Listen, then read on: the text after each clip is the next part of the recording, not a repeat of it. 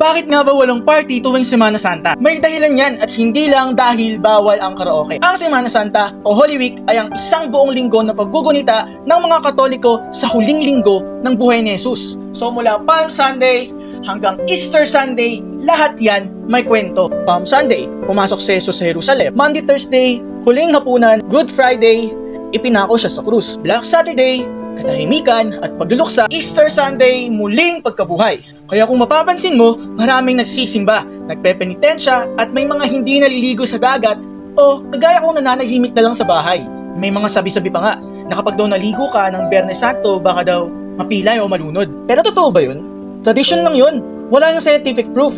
Ang mahalaga, tatandaan natin yung aral.